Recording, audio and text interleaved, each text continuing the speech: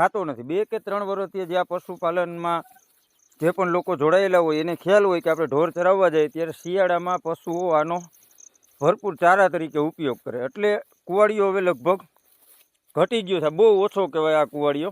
પરંતુ એક એથી મોટી ગંભીર સમસ્યા છે જે આપણા ગૌચરને ખતમ કરી નાખશે. એનું નામ છે અભાગણી. જે આ અભાગણી તમે જુઓ, આ અભાગણીમાં એવા સુંદર મજાના ફૂલો હોય અને આ એના ફળ છે અભાગણીના. હવે આનું વધવાનું કારણ એક છે કે આ અભાગણી છે એ કોઈ પણ વાતાવરણમાં થઈ શકે.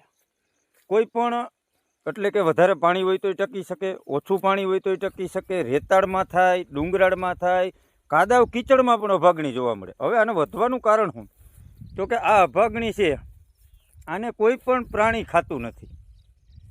એટલે કે આના બીજનો ફેલાવો વધારે થવાનું બીજું એક કારણ છે કે આના બીજ એટલા મીઠા હોય કે પક્ષીઓને બહુ જ ભાવે. આના બીજ હોય એ પક્ષીઓને બહુ જ ભાવે. એટલે આનો ફેલાવો ઝડપથી થાય અને પ્રાણી કોઈ આને ખાતા નથી. એટલે આને અટકાવવા